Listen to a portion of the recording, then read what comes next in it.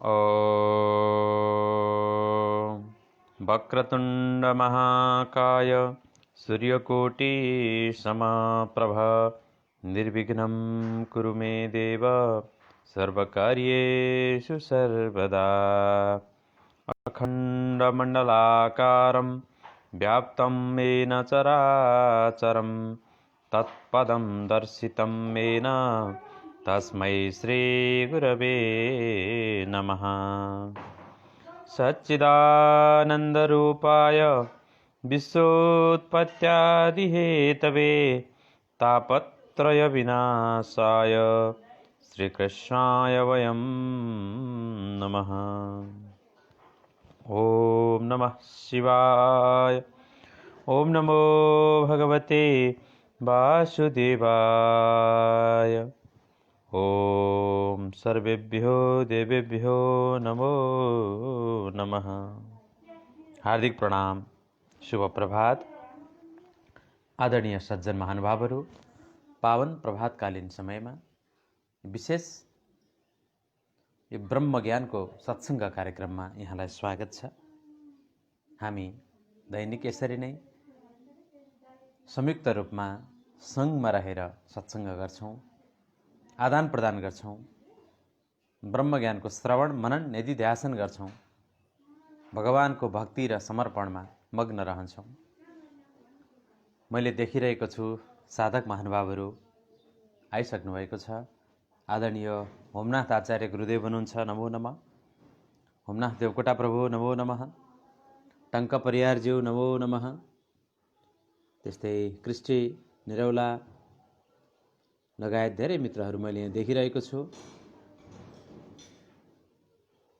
हामी यो दैनन्दिनीमा निरन्तरको सत्सङ्गमा जुटिरहेका छौँ। सत्सङ्ग एक दिनलाई हुँदैन, सधैँको लागि हुन्छ, निरन्तरको लागि हुन्छ। किनकि यो सातत्य गमने अर्थात् शाश्वत नित्य सधैँ रहने यात्रामा हामी छौँ। अनन्तको यात्रामा हामी छौँ, आनन्दको यात्रामा हामी छौँ। यस्तो आनन्दलाई हामीले प्राप्त गरिरहेका छौँ, जुन आनन्द कहिल्यै घट्दैन, कहिले टुट्दैन, कहिले टुङ्गिँदैन। आउनुहोस् अगाडि बढौँ। कठोपनिषद प्रथम अध्यायको तेस्रो बल्लीबाट हिजो सत्सङ्ग सुरु भइसकेको छ।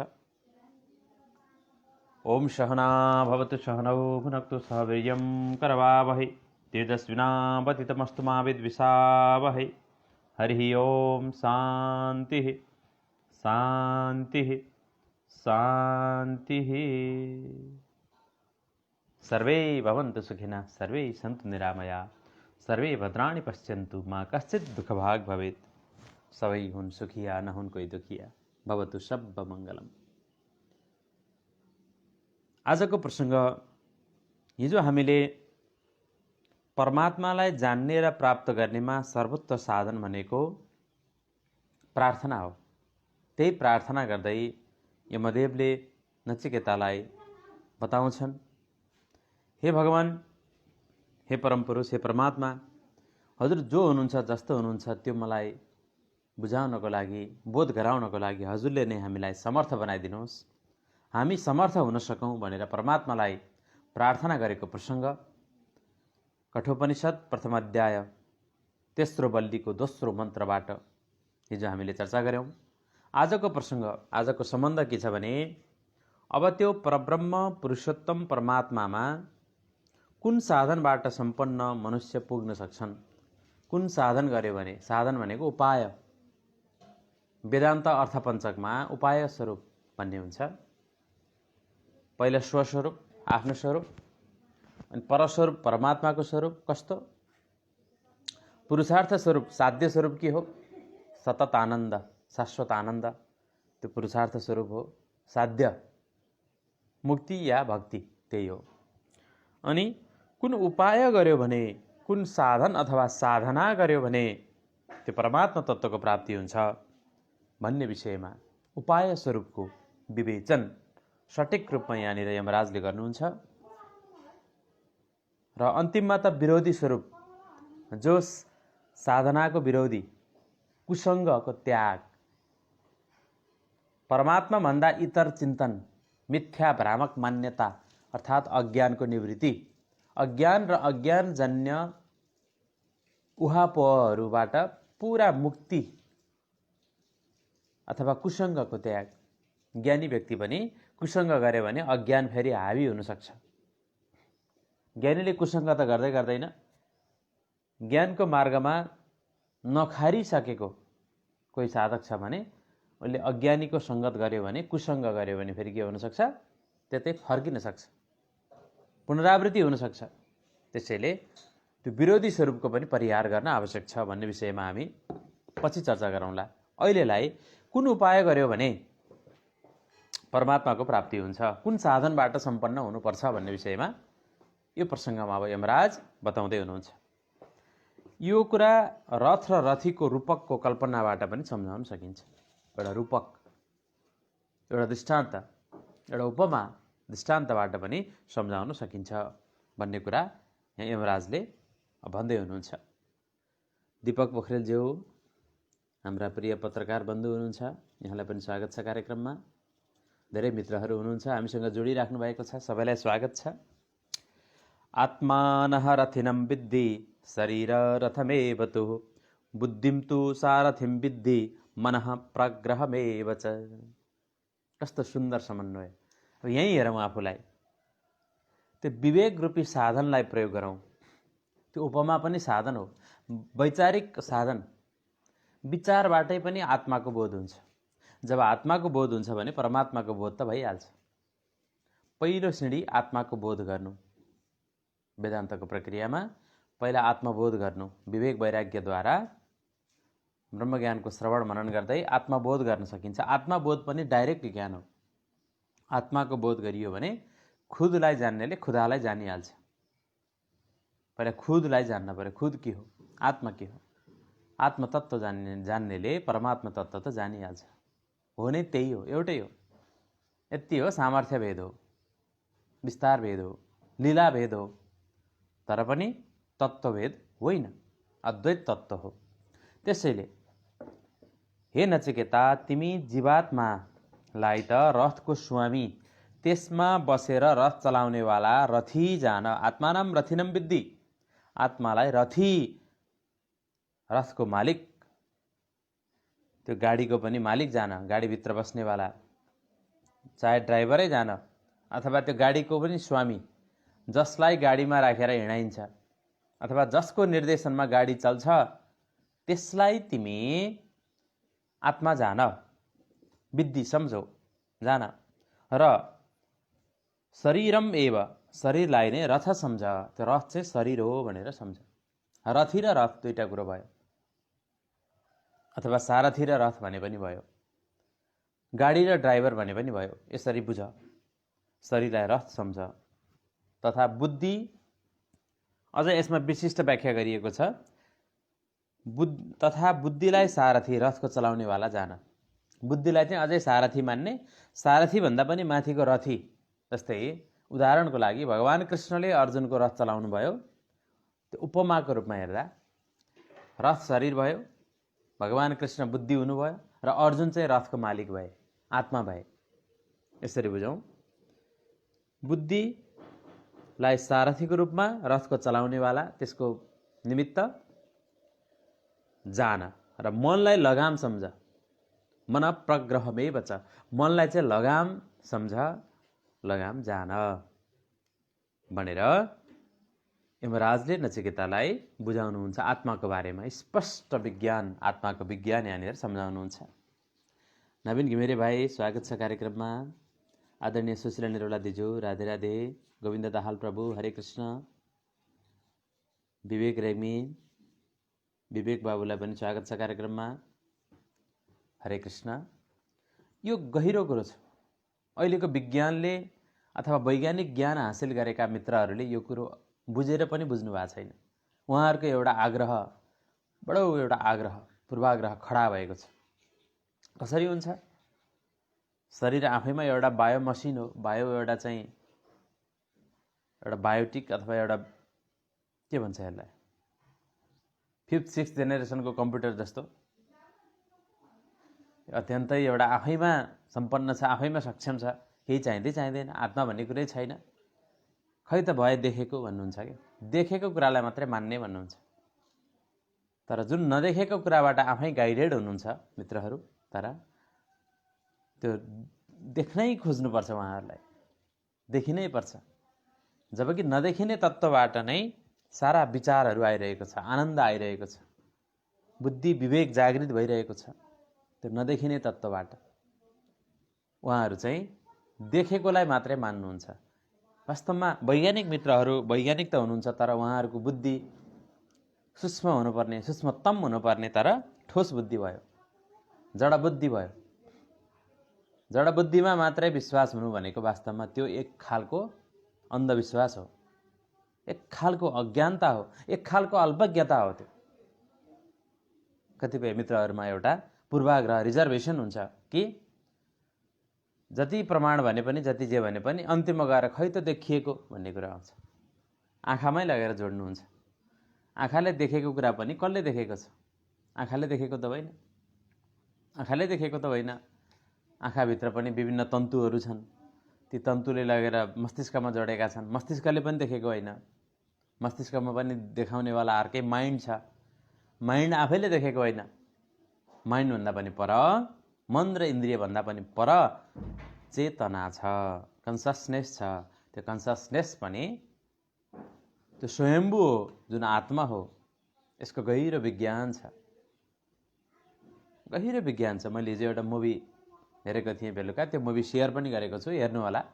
स्पिरिचुअल मुभी, बडो गहिरो सटिक प्रमाण छ त्यहाँनिर। 2-2.5 घन्टाको मुभी छ। पट्यार लाग्दैन भने, जिज्ञासा नै छ भने हेर्नु होला। वैज्ञानिक प्रमाण चाहने मित्रहरूले। बडो गहिरो छ, बडो गहिरो, बडो सूक्ष्म बुद्धि, वैज्ञानिक बुद्धि चाहिन्छ त्यहाँनिर। सामान्य आलसी बुद्धिले त्यसलाई भ्याउन सक्दैन। धैर्यता चाहिन्छ, निष्ठा चाहिन्छ, ध्यान चाहिन्छ, सहनशीलता चाहिन्छ त्यो हेर्नको लागि। अरू सांसारिक भोग जस्तो होइन, बडो गहिरो, जति हेऱ्यो त्यति रुचि आउँछ, पट्यारै लाग्दैन। अब यहाँनिर त्यही कुरा आयो, आत्मा चाहिँ रथी हो, शरीर रथ हो, बुद्धि सारथी हो र मन चाहिँ लगाम हो। यति बुझे सकिन्छ। यो शरीरलाई चलाउनेवाला बुद्धि र मन हो, यसको संस्कारहरू हुन्। संस्कारले गाइड गर्छ शरीरलाई, आत्माले गाइड गर्नु पर्दैन। कुरो अझै बुझौँ है, यो सबै दुःख सुख गराएको आत्माले हो त? वास्तवमा होइन। आत्मा साक्षी हो। आत्माले पनि केही साधन युज गरेको छ, एउटा सफ्टवेयर युज गरेको छ। त्यो सफ्टवेयर जस्तो खालको हालेको छ, त्यस्तै खालको चाहिँ अटोमेसन सिस्टममा चल्छ यो। कतिपय कुरा हामीले बोल्छु भन्नै पर्दैन, अटोमेटिक फ्याट मुखबाट आउँछ। भित्र त आत्मा नै चाहिन्छ, आत्मा बिना त यसले केही गर्नै सक्दैन। तर एउटा अटोमेसन सिस्टम, सफ्टवेयर सिस्टममा हालिदियो भने त्यसले आफै गर्छ। हाम्रा स्मृति, मेमोरिजहरू छन्, हाम्रा चाहिँ रिजल्भ्स, हाम्रा संस्कारहरू छन्, हाम्रा अट्याचमेन्ट छन्, हाम्रा हेटर्ड छन्, कतिपय हाम्रा जन्म जन्मका पूर्व सञ्चित कर्महरू, प्रारब्ध कर्महरू छन्, आदतहरू छन्। यो सबै कुराहरू मन, बुद्धि, चित्त, अहङ्कार यो सफ्टवेयरमा गएर स्टोर्ड छ। त्यो मेमोरी जुन हार्डवेयरको सहायताले ती सबै यहाँ स्थित छन्। कहिलेकाहीँ त्यो मन, बुद्धि, चित्तका कुराहरू शरीर बेगर पनि प्रस्तुत हुनसक्छ, अन्तःकरणले पनि आफै प्रस्तुति लिन सक्छ। जस्तो स्वप्नमा हामी ड्रिमिङ गर्छौँ नि, हामी स्वप्न देख्छौँ। स्वप्न देख्दा पनि शरीर त चाहिँदैन, शरीर त जडावत लडिरहेको छ, थाहै छैन शरीरलाई, तर अन्तःकरण सक्रिय हुन्छ। त्यो स्वप्नमा पनि आत्मा हुन्छ। फेरि आत्मा अधिष्ठान हो, आत्मा चाहिँ त्यसको भूमि हो।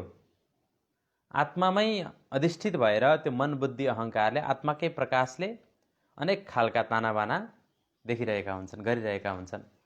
त्यो सबै संस्कारहरूको कहीँ प्लस कहीँ माइनस, कहीँ संश्लेषण कहीँ विश्लेषण भएर सपना देखिन्छ।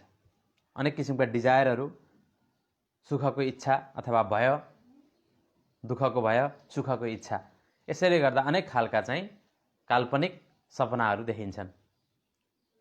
यो सबै सम्भव छ आत्माको गाइडेन्समा, सबै कुराहरू भइरहेका छन्। यो आत्मा यति विलक्षण छ कि नयाँ आत्मा प्रवचनै नलभ्य। प्रवचनबाट हुँदैन, त्यो बोधै गर्नुपर्छ। आत्मा अधिष्ठान हो। अहिले परमात्मा परको कुरा छोडिदिउँ, आत्मालाई नै बुझ्ने प्रयास गरौँ, आफूलाई बुझ्ने प्रयास गरौँ। त्यो आत्माले जुन मन बुद्धि अहङ्कारलाई आफू शरीरलाई आफू आफू भनेको छ, त्यो आत्माको अज्ञान हो।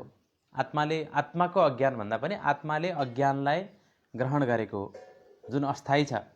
जुन दिन ज्ञानको बोध हुन्छ अनि मन बुद्धि अहङ्कार पनि अब ती भएर पनि बाधक हुँदैनन्, ती साधक हुन्छन्, ती आनन्दकै लीलाका सहायक हुन्छन्। अब यहाँनिर आयो बुद्धि अहङ्कार चित्त यी सारथी हुन् र मन चाहिँ के हो, यसको लगाम हो। मन एउटा चाहिँ टुल मात्रै हो। सबैलाई नियन्त्रण गर्नेवाला बुद्धि, बुद्धिभन्दा माथि अहङ्कार, अहङ्कारभन्दा पनि माथि चाहिँ आत्मा हो। बडो गहिरो कुरो छ। यही कुरालाई यमराजले पहिले बताउनु भएको छ। जुन अहिलेको मनोविज्ञान, अहिलेको आधुनिक विज्ञानभन्दा पहिले लेखिएको हो यो वेद। दशौं हजार वर्ष पहिला लेखिएको हो वेद। यति गहिरो कुरो छ जुन कुरो अहिले कुनै पनि एङ्गलबाट एनालाइसिस गर्यो, रिसर्च गर्यो भने पुष्टि हुन्छ। शास्त्र नै हाम्रा आधार हुन्। वेदशास्त्र कहीँ काट्ने ठाउँ नै छैन। वेद चाहिँ मूल प्रमाण हो। वेद र उपनिषद भनेका मूल प्रमाण हुन्। बरु कतिपय स्मृति ग्रन्थहरू, जस्तै मनुस्मृतिमा कहीँ कहीँ विवाद हुनसक्छ। मनुस्मृतिमा कतिपय छेपकहरू पनि मिलाइएका छन्। कहीँ जातीय विभेदका, स्त्री पुरुषमा भेद गरेका प्रसङ्गहरू पनि आउँछन्। कतिपय स्मृति ग्रन्थहरू, कतिपय पौराणिक ग्रन्थहरूमा पनि छेपक छ। कुप्रथाहरूको बारेमा कहीँ कहीँ छ। त्यो पनि मिसावट हो, अथवा त्यसको अर्थ बङ्ग्याइएको छ, अथवा त्यसलाई बुझ्ने प्रक्रियामा गलत अर्थले बुझियो। अब त्यो स्मृतिमा, मनुस्मृतिमा लेखेको कुरा, पुराणमा लेखेको कुरा सही छ कि छैन भन्नको लागि चाहिँ कसौटी भनेको उपनिषद हो, वेद हो। वेद र उपनिषदको कसौटीमा हामीले जाँच्यौँ भने त्यो शास्त्रमा लेखिए पछिका नयाँ शास्त्रहरूमा लेखिएका कुराहरू सही हुन् कि गलत हुन्, वेदको कसौटीमा परख गर्नुपर्छ। त्यसबाट पुष्टि हुन्छ निश्चित रूपमा। त्यसैले वेद उपनिषद गीताको प्रमाणलाई सार्वभौम प्रमाण मानिन्छ। गीता पनि परम उपनिषद हो, वेदान्त हो, पराविद्या हो। गीताको कसौटीमा हेरौँ, त्यस्तै गरी हाम्रो वेद उपनिषदको कसौटीमा हेरौँ, हामीले देखेका, पढेका, सुनेका, कुनै व्यक्तिले भनेका विचारहरू ठिक हुन् कि होइनन् त्यहीँबाट थाहा हुन्छ। त्यसैले जसले जे भन्छ त्यो पत्याउने होइन, कसौटीमा लगेर जाँच्नुपर्छ। वैदिक सिद्धान्तको अगाडि वैदिक सिद्धान्त सम्मत त्यो छ कि छैन। वेदको विपर्यमा त्यो छ भने त्यसलाई नेगेट गर्न सकिन्छ। त्यसको खण्डन गरेर सत्यको कसौटीमा, सत्यको क्षेत्रमा प्रवेश गर्न सकिन्छ। वेद प्रमाण नै मूल प्रमाण हो भनेर हाम्रो शास्त्रले भनेको छ र हो पनि। प्रयोग गरेर हेरौँ। जीवन भनेको एउटा एक्सपेरिमेन्ट पनि हो। एक्सपेरिमेन्ट नै हो। के कुरा सत्य होइन, के कुरा सत्य हो, असत्यलाई त्यागेर सत्यलाई ग्रहण गर्ने सुअवसर, सुनौलो अवसर हो। पल पल महत्त्वपूर्ण छ, एक एक पल। जसले सत्सङ्ग गर्दैन, सत्सङ्गलाई तिरस्कार, बहिष्कार, उपेक्षा गर्छ, त्यो महादुर्भाग्यमानी बिचारा। दया लाग्छ जो सत्सङ्गलाई छोडेर भोगतिरै भ्रमण गर्छ। निरीह हुन्थे। दया गरौँ, करुणा गरौँ, एन केन प्रकारेण सम्झाउने प्रयास गरौँ। एउटा वातावरण, प्लेटफर्म तयार गरौँ। त्यही प्लेटफर्मको लागि नै यो सत्सङ्ग आयोजना गरिएको। अगाडि बढौँ। इन्द्रियाणि हयान्याहुर विषयास्ते सुगोचरान् आत्मेन्द्रिय मनोयुक्तम भोक्तेत्याहुर्मनीषिणः। यो गीताकै प्रसङ्ग आएको छ। गीतामा जुन कुरो भगवानले साक्षात् सिधै भन्नुभएको छ, यहाँ मनीषीहरू मार्फत अथवा यमराजको मार्फत आयो। यो ऋषिहरूले लेख्नुभयो। जुन कठोपनिषद, कठ शाखा कृष्ण यजुर्वेदको के छ त भन्दा, इन्द्रियको अब के हो त नि, आत्मा रथी हो, बुद्धि सारथी हो। बुद्धि अहङ्कारको कुरा आउँछ त्यहाँनिर। अनि मन चाहिँ लगाम हो, शरीर रथ हो भने इन्द्रियहरूको के हो? ज्ञानीजन इन्द्रियहरूलाई घोडा बतलाउँछन्। त्यो रथ तान्ने घोडा चाहिँ के हो त? इन्द्रिय हो। र विषयहरूलाई त्यो घोडाको विचर्नेको मार्ग बताउँछन्। विषयहरू शब्द स्पर्श रस रूप गन्ध पञ्चतन्मात्रा, 5वटा विषय, प्रत्येक इन्द्रियको विषय शब्द स्पर्श रस रूप गन्ध। कानको शब्द, छालाको स्पर्श, रसनाको रस, रूप आँखाको, गन्ध नाकको। यी 5वटा ज्ञानेन्द्रियको विषय भनेका शब्द स्पर्श रस रूप गन्ध पञ्चतन्मात्रा हुन्। यिनीहरूलाई चाहिँ ती घोडाहरू हिँड्ने मार्ग हो। इन्द्रिय हिँड्ने मार्ग नै त्यही हो। त्यसैको लागि इन्द्रियहरू यताउता जान्छन्। सबै मिलेर गए भने त निश्चित गन्तव्यमा पुग्छन्। तर कानले मिठो सुन्छ, कानले चाहिँ आफ्नो सुनेको कुरा चाहिन्छ, जिब्रोलाई खानेकुरा छुट्टै चाहिन्छ भने उनीहरूको बेमेल हुनसक्छ। मिलेर हिँड्यो भने त ठिक छ। यसलाई मिलाउने कला, जिउने कला भनेको चाहिँ 5वटै ज्ञानेन्द्रियको विषयलाई सन्तुलन गरेर, कन्ट्रोल गरेर सही मार्गमा लगाउनु चाहिँ त्यो अध्यात्मको पनि लक्ष्य हो। त्यो जीवन जिउने कला हो। यहाँनिर विषयहरूलाई ती घोडाहरू विचर्नेको मार्ग बताइएको छ। तथा शरीर, इन्द्रिय र मन यो सबैको साथ रहनेवाला जीवात्मा नै भोक्ता हो। यो भनिएको छ जीवात्मा नै भोक्ता हो। अन्तिममा भोक्ता चाहिँ जीवात्मा नै हो। अहिले हामी परमात्माको चर्चामा छैनौँ। जीवात्माको चर्चामा हेर्दा परमात्मा नै सबै थोकको भोक्ता हो भनेर यो मन्त्रले पनि स्पष्ट पारेको छ। अगाडि यो जीवात्मा परमात्माबाट बिछोडिएको हो। अनन्तकालबाट अनवरत संसार रूपी यो ठुलो वनमा, गहन वनमा यताउता भड्किरहेको छ सुखको खोजीमा। जहाँ जान्छ धोका नै धोका पाउँछ। सर्वथा उपायहीन भएर दयनीय अवस्थामा जीवात्मा अहिले पुगेको छ। किनकि जीवात्माले यो मन, बुद्धि, अहङ्कार, इन्द्रिय, शरीरलाई प्रयोग गर्न जानेको छैन र नै दुःख पाएको छ। जबसम्म उसलाई ब्रह्मज्ञान मिल्दैन, परमात्माको समीपमा जाँदैन, उसले आफ्नो स्वरूपको बोध पनि गर्न सक्दैन। आफ्नै शरीरको वास्तविक बोध गर्न सकेन भने र आफ्नो स्वरूपको बोध गर्न सकेन भने उसले कहिले पनि सुख पाउँदैन। अशान्तस्य कुत सुखम। त्यसैले परमात्माको समीपमा जाने, नजिकमा जाने, यसैलाई उपनिषद भनिन्छ। नजिकमा बस्ने, सत्यको नजिकमा बसेर स्वरूपको बोध गर्ने र मूल नै भेट्टाउने। स्वरूप र स्रोत, सत्यको समीपमा बसेर, सत्सङ्गको समीपमा बसेर स्वरूपको बोध गरेर स्रोतलाई भेट्टाउने प्रक्रिया नै उपनिषदको प्रक्रिया हो। यो कुरालाई हामीले बुझ्नुपर्छ। सत्सङ्गको ठुलो महत्त्व छ। यहाँनिर धेरै साधक मित्रहरू सत्सङ्गार्थ आइसक्नु भएको छ। एक शिष्य एकलव्यज्यू, अनिल घिमिरे प्रभु, चन्द्र कार्कीज्यू प्रिय मित्र हुनुहुन्छ, हरि ढकाल सर हुनुहुन्छ, नमो नमः, प्रणाम। धेरै मित्रहरू आउनुभएको छ, सबैलाई स्वागत। विशेष सत्सङ्ग हो यो, निरन्तर चलिरहन्छ। हरेक दिन बिहान 7:30 बजेपछि परमात्मातर्फ नगइकन त्यो जीवात्माका इन्द्रियहरू लौकिक विषयमा नै किन लागे त? यसको कारण के हो त? कारण छ नि त।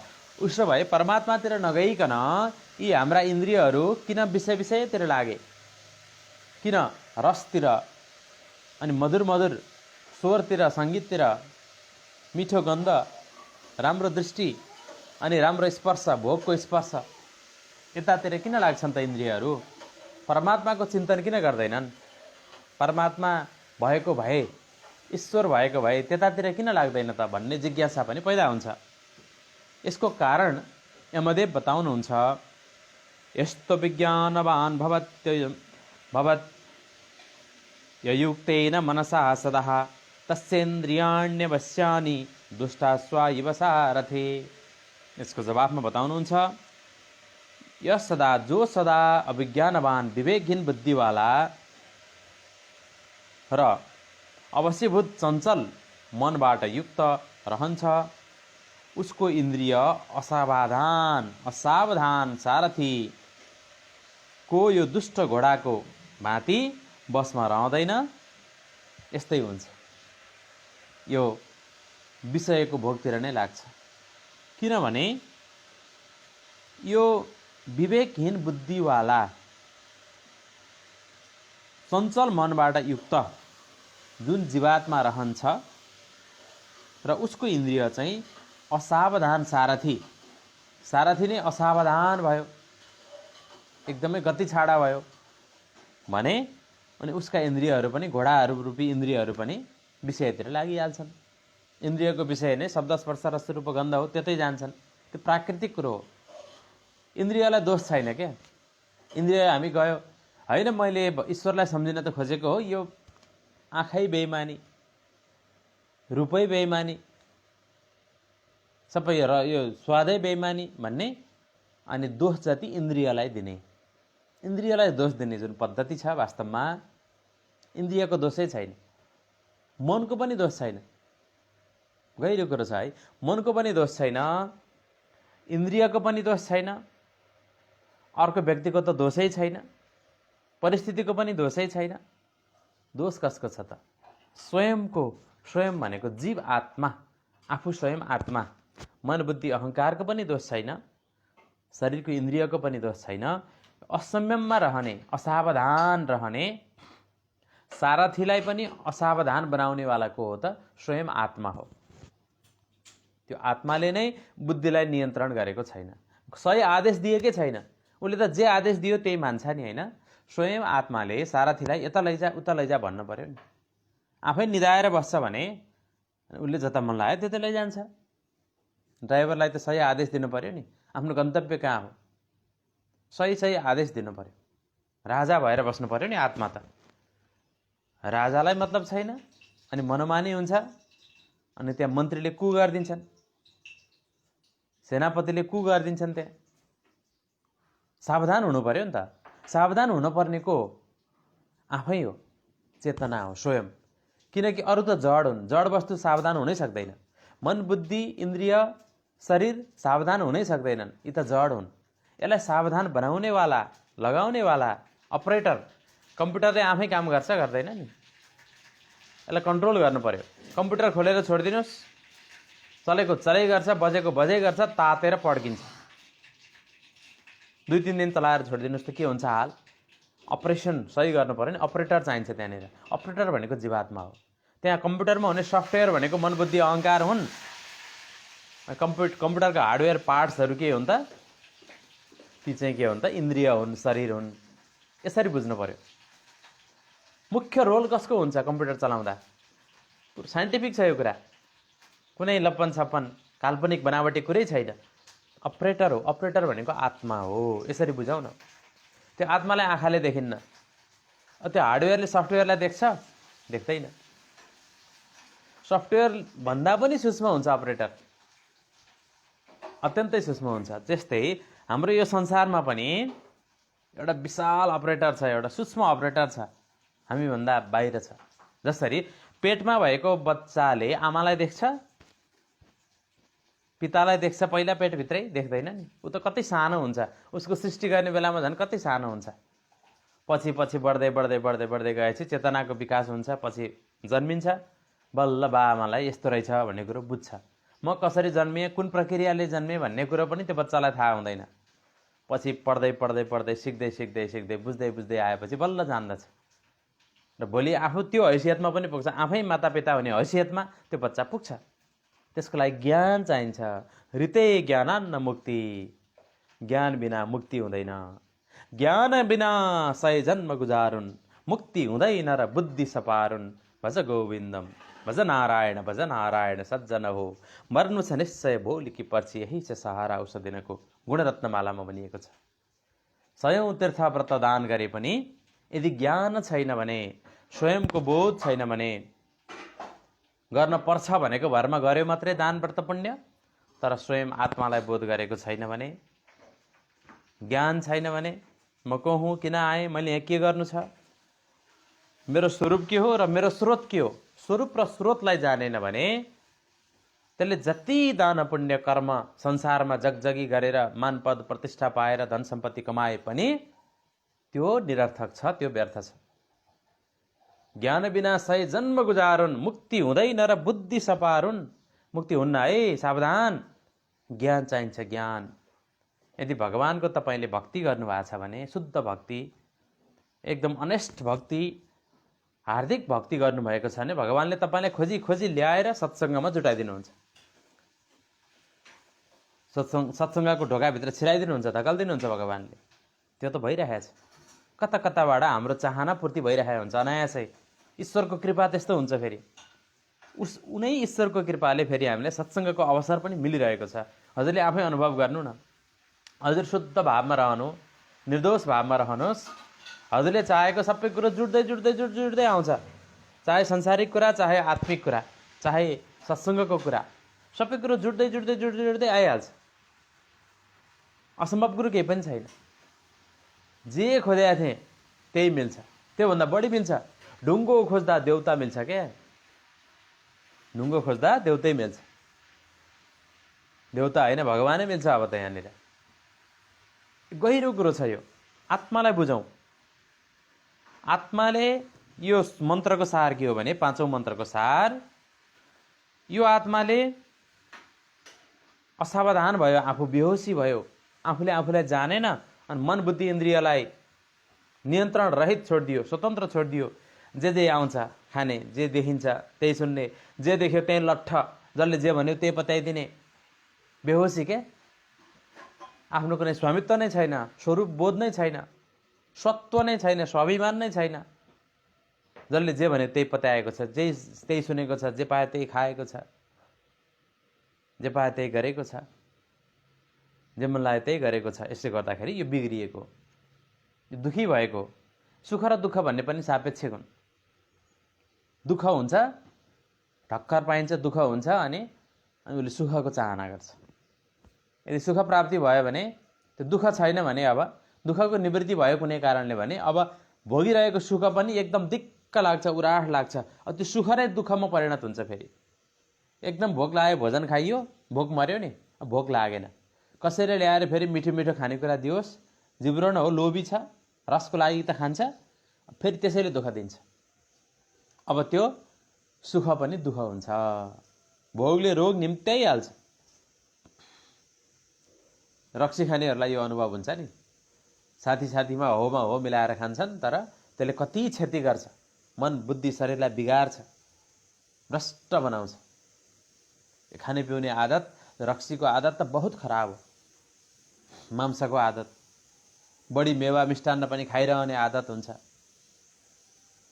अनि भोगको आदत, यौनको आदत, कुनै पनि आदत खराब छ वास्तवमा। आवश्यकताको रूपमा जे चिज पनि ठिक छ, आवश्यक हो भने, तर जो आदतको रूपमा आउँछ त्यो सबै खराब हो। यसरी बुझ्नुपर्छ। अगाडि अब स्वयं सावधान रहेर, यमराजले बडो आत्मवान बनाउँदै हुनुहुन्छ। अब स्वयं सावधान रहेर आफ्नो बुद्धिलाई, यो बुद्धिलाई शुद्धि गर्ने कसले हो? आफैले हो। स्वयं आत्माले हो बुद्धिलाई शुद्धि गर्ने, अर्काले गर्दैन। बाआमा, परिवार, छरछिमेकी, श्रीमान श्रीमतीले गरिदिने होइन। आफ्नो बुद्धिलाई शुद्धि आफैले गर्ने हो, आफै सावधान हुने हो। सावधानी ही साधना है। सावधान हुनु नै साधना गर्नु हो। साधना भनेकै सावधानी हो, अलर्ट रहनु। के हो त? अब स्वयं सावधान रहेर आफ्नो बुद्धिलाई विवेकशील बनाउनको लाभ के छ त? बुद्धिलाई विवेकशील बनायो भने के फाइदा हुन्छ त? भगवान यमराज आज्ञा गर्नुहुन्छ। यहाँ मैले देखिरहेको छु कमल पौडेलज्यू, सीतावस्ती माताज्यू, सबैलाई स्वागतम कार्यक्रममा। साधकहरू जोडिँदै हुनुहुन्छ, आउँदै जाँदै पनि हुन्छ कसैको। कसैले एकछिन हेर्नुहुन्छ, पट्याएर लाग्छ, जानुहुन्छ। कोही फेरि जोडिनुहुन्छ। यो यस्तै हो, आफ्नो रुचि अनुसार, आफ्नो समय अनुसार पनि हो। तर एउटा कुरो भनौँ, no one is so busy in the world, all are their priorities. मान्छेको चाहिँ प्रायोरिटी हो क्या। कोही पनि बिजी हुँदैन संसारमा। जतिसुकै व्यस्त भनेको मान्छेले पनि उसले चाहेको कुरो, उसले भने जस्तो उसलाई उसको निड अनुसारको कुरो पायो भने उसले छोड्दैन। कोही पनि बिजी हुँदैन। कोही भन्छ नि मलाई त सास फेर्ने फुर्सद नै छैन, सब बहाना हो। जति भने नि छ फुर्सद तपाईँसँग, 24 घन्टा छ नि तपाईँसँग। तपाईँले 1 घन्टा सत्सङ्गको लागि निकाल्नुहोस्, जसरी गरे पनि तपाईँले जति भने नि समय पुग्छ। मोदीलाई नि पुग्छ, ओलीलाई नि पुग्छ, ट्रम्पलाई नि पुग्छ, बाइडेनलाई नि पुग्छ, कक्करलाई पुग्छ, सबैलाई पुग्छ। जसलाई पनि समय छ, सब बहानाबाजी हुने हेर्नुहोस्। मैले भ्याइनँ भनेर त्यो बहाना। बरु सिधै भन्दा हुन्छ कि म यो कुरामा अहिले इन्ट्रेस्ट दिइरहेको छु, मेरो प्रायोरिटी यो हो अहिले, पहिलो प्रायोरिटी। म पढ्दैछु, म कमाउँदैछु, म व्यापार गर्दैछु, मेरो प्रायोरिटी यो हो भन्न मिल्छ। तर भ्याउँदिनँ भनेर बहाना गर्नु चाहिँ आफूले आफूलाई धोका दिनु हो। कोही पनि त्यस्तो बिजी हुँदैन संसार। It's about their priorities. त्यही भएर आफ्नो आत्मकल्याणको लागि चाहिँ समय निकाल्नै पर्छ, होइन भने त्यो गयो। यस्तु विज्ञानवान भवति युक्तेन मनसा सदा तस्येन्द्रियाणि वश्यानि सदस्वाइव सारथे भन्नुहुन्छ भगवान। जो सदा विवेकयुक्त बुद्धिवाला र बसमा गरिएको मनबाट सम्पन्न रहन्छ, जसले आफ्नो मनलाई, बुद्धिलाई सन्तुलनमा ल्याउँछ, सावधान गराउँछ, उसको इन्द्रिय सावधान सारथीको सदृश अच्छा घोडा जस्तै, इमान्दार घोडा वफादार सेवक जस्तै रहन्छन्, बसमा रहन्छन्। र जसको इन्द्रिय संयममा रहन्छ, बुद्धि निर्मल रहन्छ, मन शुद्ध रहन्छ, अन्तःकरणको शुद्धि हुन्छ, अहङ्कारको शुद्धि हुन्छ। अहङ्कारमा अहम भाव हुँदैन। अहङ्कार एउटा कुरो हो, अहङ्कारी हुनु अर्को कुरो हो। अहङ्कार आफ्नो ठाउँमा ठिक छ, अहङ्कार नभए जीवनमा कामै हुँदैन। चाहिन्छ त्यो साधन हो, गाडी हो, औजार हो, तर अहङ्कारी हुनु चाहिँ गलत हो। यहाँनिर बुझौँ है, अहङ्कारलाई प्रयोग गर्नु सही हो, तर अहङ्कारी हुनु चाहिँ गलत हो। म त यस्तो एक्सपर्ट, म त यस्तो, म फलानो भन्नु चाहिँ त्यो एउटा हट हो, पूर्वाग्रह हो। अन्तिममा गएर त्यो एउटा अन्धविश्वासै हो। म त्यस्तो विशेष होइन, तर त्यो अहङ्कार भन्ने ऊर्जा हो, एउटा सूक्ष्म ऊर्जा, त्यसलाई प्रयोग गर्नु होइन। मेरो कर्तव्य त यो हो, मैले यो गर्नैपर्छ है, मैले लत्तो छाड्न हुन्न है, म सावधान हुनुपर्छ है, मैले यति गर्नैपर्छ, यति मेरो दायित्व हो है, यो परमात्माले मलाई दिएको दायित्व मैले गर्नुपर्छ, मैले नगरे कसले गर्छ भनेर एउटा स्वाभिमान लिएर त्यो काम फत्ते गर्नु भनेको वास्तविक शुद्ध अहङ्कार हो। कर्म गर्नु, कर्मको अधिकारमा रत हुनु, त्यो सही कुरो हो। तर म चाहिँ यस्तो, म चाहिँ यस्तो, म नभए हुँदैन भनेर त्यो मलाई नै जतिखेर ल्याउनु भनेको चाहिँ के हो त, अहङ्कारी हुनु हो। फेरि अहङ्कारले बिगार्दैन, अहङ्कारी भयो भने त्यसले सर्वनाश गर्छ भोलि गएर। त्यसैले यस्तो विज्ञानवान विवेकयुक्त बुद्धिवाला हुनुपर्छ, जे चिजको पनि सही प्रयोग गर्नुपर्छ। अहङ्कार, बुद्धि, संस्कार पनि राम्रा संस्कारहरूलाई युज गर्नुपर्छ, नराम्रा आदतहरूलाई, त्यो चित्तका वृत्तिहरूलाई त्याग्दै जानुपर्छ। साक्षी भावले हेर्नु, आफ्नो चित्तलाई पनि हेर्ने के। मेरो कुनै एउटा आदत छ भने त्यसलाई पनि मैले साक्षी भएर हेर्ने। मलाई चियाको आदत होला, मलाई रक्सीको आदत होला, अथवा कुनै खाद्य पदार्थ, यौनको कुनै पनि कुराको आदत होला, साक्षी भएर हेरौँ त के मैले ठिक गर्दैछु। Ask yourself, go within, be introvert. सोधौँ न आफैलाई के मैले ठिक गर्दैछु, यो जायज छ, यो आवश्यक छ। Point yourself. आफूलाई हेरौँ, अरूलाई भन्दा आफैलाई हेरौँ। सबै औँला आफैतिर फर्काउँ, अन्तर्मुखी बनाउँ त। त्यो आवश्यक हो कि अनावश्यक संस्कारलाई राखौँ। ती साथी हुन्, मित्र हुन्, राम्रा मित्रलाई कहिल्यै छोड्नु हुँदैन। एकदम पालेर राखौँ राम्रा मित्रलाई, केही कुरा सम्मान दिएर सत्कारले राखौँ राम्रा मित्रहरूलाई, राम्रा संस्कारहरूलाई। नराम्रा संस्कारलाई विदाई गरौँ, ती आफै डिजल्भ हुन्छन् ती संस्कारहरू। साक्षी द्रष्टा हुने बहुत राम्रो विधि हो। राम्रो विधि भनेको साक्षी द्रष्टा भएर हेर्नु। हामीले सास आएको गएको त हेर्छौँ, सासको साक्षी त हामी हुन्छौँ। यो शरीरलाई रेस्ट बनाउने विधि हो, तर हामी सासको मात्रै साक्षी भएर हुँदैन। हाम्रो अन्तस्मा धेरै वैचारिक समस्याहरू छन्। विचारको साक्षी हुनुपर्छ। पहिला सासको साक्षी, प्राणायाम गर्दा शरीर स्वस्थ हुन्छ, ठिक छ, शरीर स्फूर्तिलो हुन्छ। त्योभन्दा पनि जड कुरो भनेको चाहिँ अन्तसको साक्षी हुनुपर्छ, अन्तःकरणको साक्षी हुनुपर्छ। चित्तको, मनको, बुद्धिको, अहङ्कारको पनि साक्षी भएर हेर्नुपर्छ। मैले ग्रहण गरेको स्वाभिमान ठिक छ, मेरो स्वाभिमान के हो, म पुरुष हो, म नेपाली हो, म यस्तो हो, फलानु पदको हो, यस्तो उस्तो हो, म हुँ। तर के म नै सबै थोक हुँ, म नै पुरै जिम्मेवार हुँ, कि मेरो सीमित जिम्मेवारी छ, कि असीमित छ, त्यो कुरा हेरौँ। हाम्रो सीमित जिम्मेवारी छ, सीमित जिम्मेवारी पुरा गरौँ र आफूलाई मुक्त राखौँ। मैले गर्न सक्ने र गर्न मिल्ने यति हो, त्यति हो। त्योभन्दा बढी बोझ नथपरौँ, बस मुक्त रहौँ। म त नित्य शुद्ध बुद्ध मुक्त आत्मा हुँ, म ईश्वरको अंश हुँ, म सर्वव्यापी परमात्मामा लीन छु। यो घैँटोभित्रको आकाश अनन्त आकाशमा नै समाहित छ, त्यसैमा लीन छ, मुक्त छ भन्ने परम भावमा अवस्थित रहौँ। यही हो मुक्तिको महादशा। यसरी आफूलाई सद्विवेकले सम्पन्न गरौँ, यसलाई भन्छ सद्विवेक। अब अगाडि आजको लागि अन्तिम मन्त्र। पाँचौं मन्त्र अनुसार जसको बुद्धि र मन आदि विवेक र संयमबाट हीन हुन्छ उसको गति के हुन्छ त? यदि संयमबाट युक्त हुन्छ भने त पुरै ठिक ठिक भइहाल्छ। उसको चाहिँ यो लोक पनि सुध्रिन्छ, परलोक पनि सुध्रिन्छ। दुईटै हातमा लड्डु, संसारमा पनि सफल सुखी। जुन एउटा सम्यक सुख संसारमा पनि प्राप्ति हुन्छ, वैध सुख, अवैध होइन। वैध धनको प्राप्ति हुन्छ, अवैध होइन। र उसको अन्तस्करणको निर्मलीकरण भइसकेपछि आत्मिक मुक्ति पनि अहिलेबाट हुन्छ। ऊ बाहर पनि फिट, भित्र पनि fit, inside and outside fit and fine. उसो भए यदि संयम भएन भने मन र विवेक, मन बुद्धि र विवेक संयमबाट हीन भयो भने के हुन्छ त भन्दा यस्तो विज्ञानवान भवत्य मनस्क सदा शुचिः न स तत्परम पदमाप्नोति संसारम चादि गच्छति।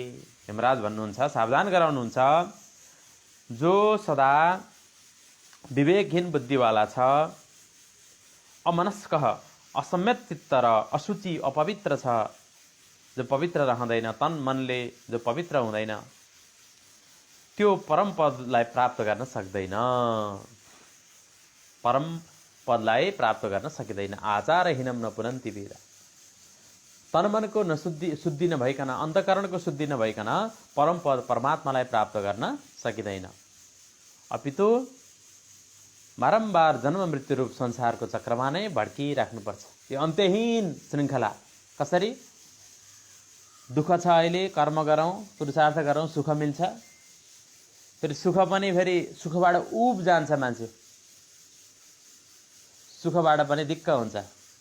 सधैँ एउटै सुख, यो सधैँ एउटै, के अर्थ छ? निरस छ। त्यसको पनि दुःख हुन्छ। त्योभन्दा माथिको सुखको लागि उसले फेरि पुरुषार्थ गर्छ। माथिल्लो पद, माथिल्लो पद, माथिल्लो पद। कुन पदमा पुग्ने हो? कुन पदमा पुग्यो भने मान्छेले वास्तविक सुख पाउने हो? हैन, नेपाल सरकारको मुख्य सचिव, राजदूत, मुख्य सचिव भएपछि मन्त्री भएपछि राजदूत अथवा अरू अनेक अनेक अनेक पदहरूमा गयो। फेरि राजनीति गर्ने इच्छा हुन्छ, सांसद भयो, मन्त्री भयो, प्रधानमन्त्री, राष्ट्रपति। राष्ट्रपतिको पदबाट नि एक दिन हात धुनै पर्छ। कहाँ जाने हो? बुढेसले च्याप्छ, बुढेसले च्याप्छ, सबैलाई बुढेसले च्याप्छ। व्हिल चेयरमा बस्नुपर्छ, सुगर हुन्छ, खाना हुँदैन, प्रेसर बढ्छ, किडनी फेलियर हुँदै जान्छ, आँखा धमिला हुँदै जान्छन्। के नि हो? सुख कहाँ छ? खोज्छन् सबै सुख भनी, सुख त्यो कहाँ छ?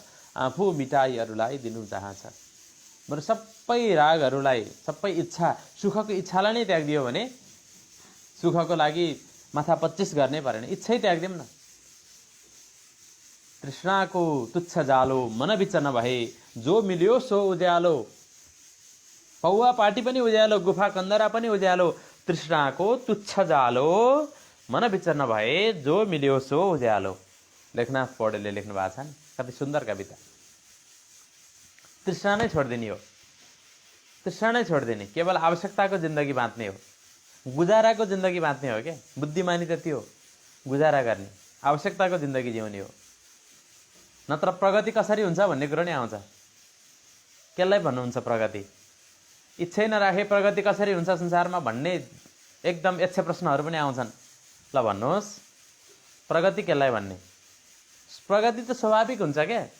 हामी बच्चा छँदा सानो थियौँ, पेटमा बढ्दै आयौँ, जन्मियौँ, अलि ठुलो भयौँ, अलि ठुलो ठुलो ठुलो हुँदै आयौँ, बोल्न सिक्यौँ।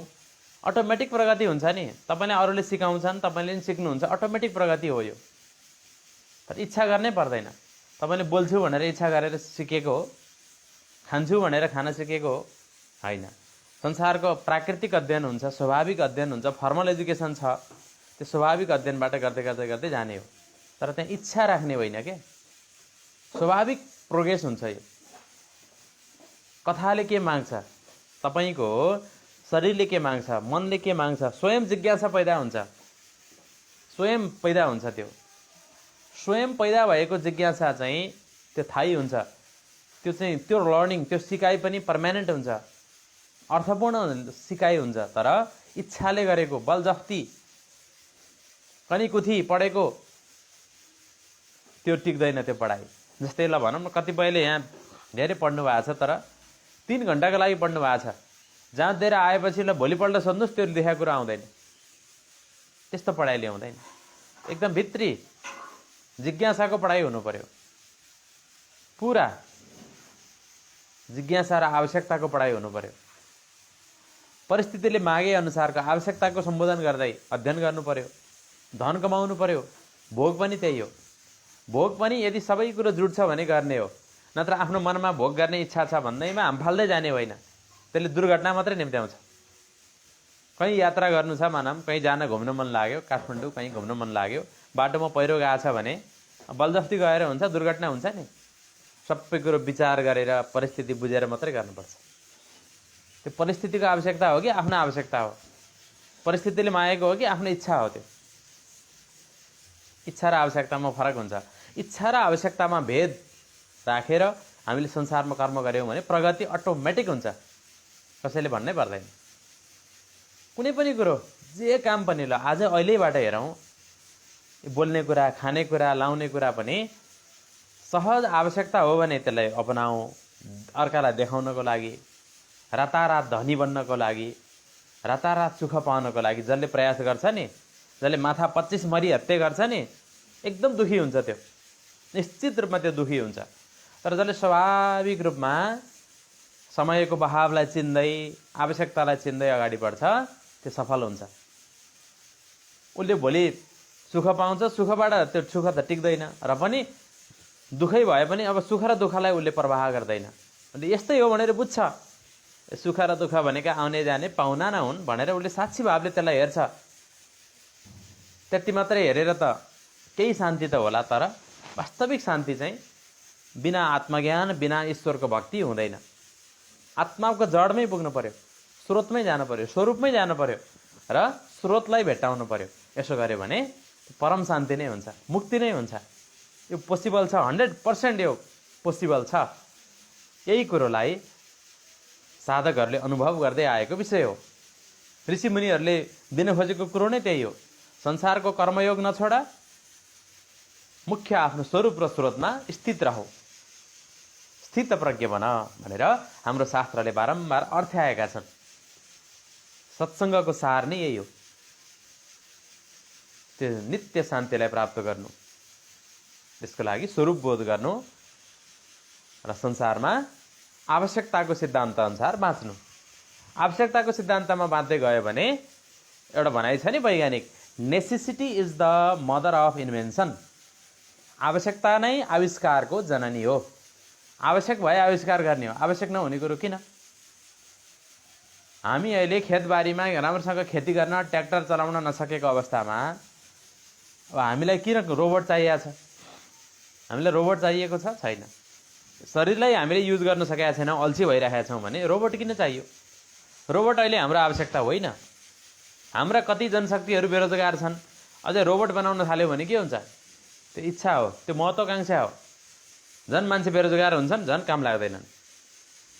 कमसेकम काम गरे, शरीरले काम गरे, एक्सर्साइज हुन्छ, रोजगारी हुन्छन्, चित्त ठेगानामा हुन्छ। त्यो आवश्यकता हो। अहिले युवा शक्तिलाई देशमै रोजगार दिनु आवश्यकता हो। विदेश पठाउनु, बढी यान्त्रिकरण गर्नु, चाहिने भन्दा बढी यान्त्रिकरण गर्नु, रोबोट बनाउनमा ध्यान दिनु, यस्ता यस्ता कुराहरू जुन छ, कतिपय प्रविधिले पनि मान्छेलाई अहिले महत्त्वाकांक्षी बनाएको छ। आवश्यकता होइन, यो इच्छामा परिणत भएको छ। त्यसैले सादा जीवन, इच्छा रहित जीवन, आवश्यकतामुखी जीवन, गुजारामुखी जीवन यसरी हामीले बाँच्न सक्यौँ भने पक्कै पनि हामीलाई हरेक अवस्थामा शान्तिको महसुस हुन्छ, आनन्दको अनुभूति भइरहन्छ, आत्माको अनुभव भइरहन्छ र ईश्वरको कृपाको बोध भइरहन्छ। आजको लागि यति गरौँ। धेरै धेरै मित्रहरू जोडिनु भएको छ। सबैलाई हार्दिक नमन, स्वागत, प्रेम, प्रणाम। राजन खनालज्यू, टङ्क परियारज्यू, गोविन्द दाहालज्यू, सीता भट्टराई माताज्यू, रामप्रसाद भट्टराई बुवा, आदरणीय हरि ढकाल सर, कमल पौडेलज्यू, सीता बस्ती माताजी, सबैलाई हार्दिक नमन, स्वागत गर्दै आजको विशेष सत्सङ्गबाट बिदा चाहन्छु।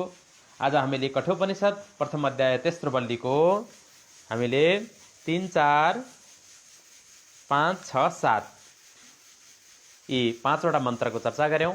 आजको लागि यति नै। भोलि फेरि यथा समयमा 7:30 बजेपछि हामी भेट हुनेछौँ। यसलाई युट्युबमा पनि अपलोड गरिनेछ, सहज भक्तियोग च्यानलमा भक्तियोगी हरिहर सर्च गरेर पनि हेर्न सक्नुहुन्छ। बेलुका पनि जुम सत्सङ्गमा 5:30 बजेबाट 7 बजेसम्म हामी आउनेछौँ। जुम सत्सङ्गमा जोडिनु हुनेछ। त्यसको लिङ्क म राखिदिनेछु, त्यसको आइडी पासवर्ड यसैको क्याप्सनमा रहनेछ। आजको लागि यति नै। सबैको जय होस्। भवतु सब्ब मङ्गलम। ओम असतोमा सद्गमय, तमसोमा ज्योतिर्गमय, मृत्योर्मा अमृतं गमय। हरिः ओम। शान्तिः शान्तिः शान्तिः।